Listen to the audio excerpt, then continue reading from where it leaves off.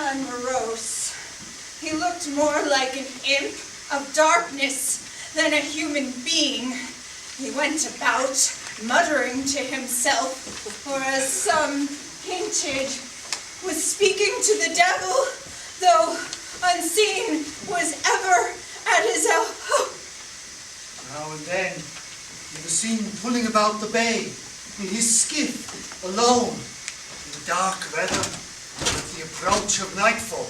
Nobody could tell why, unless on an errand to invite more guests from the gallows.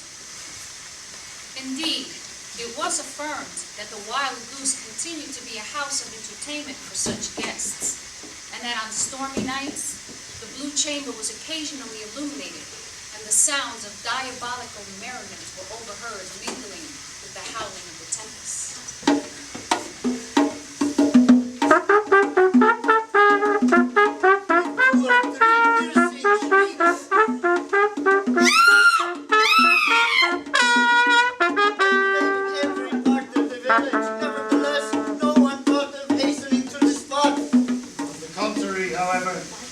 Burghers of Communipaw drew their nightcaps over their ears and buried their heads under their bedclothes at the thought of Vanderskamp and his gallows companions.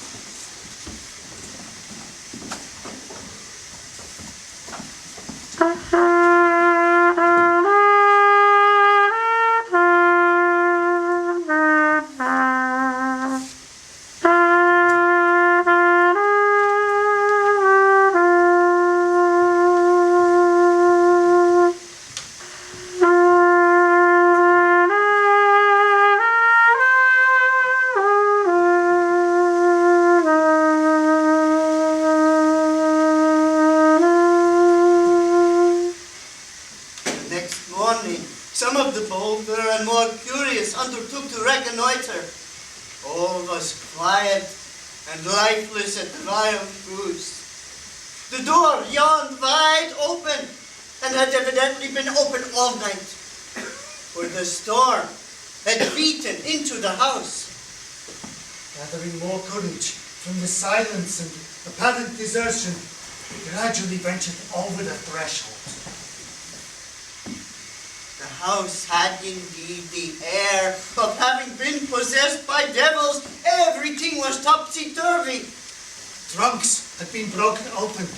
Chests of drawers and corner cupboards turned inside out, as in a time of general sack and pillage.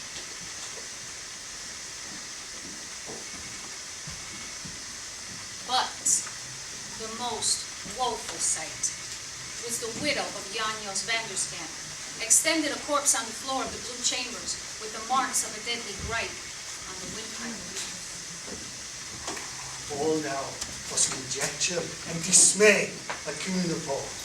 The disappearance of old Pluto, who was nowhere to be found, gave rise to all kinds of wild surmises. Some suggested that the Negro had betrayed the house to some of Vanderskamp's buccaneering associates, and that they had taken up to loot and scattered about. Others surmised that the Negro was nothing more nor less than a devil incarnate, who had accomplished his ends and made off with his dues. Events, however, vindicated the Negro of his last imputation. His skiff was picked up drifting about the bay, bottom upwards, as it wrecked in a tempest, and his body was found sometimes afterward by some Communipaw fishermen at the foot of the pirates' gallows.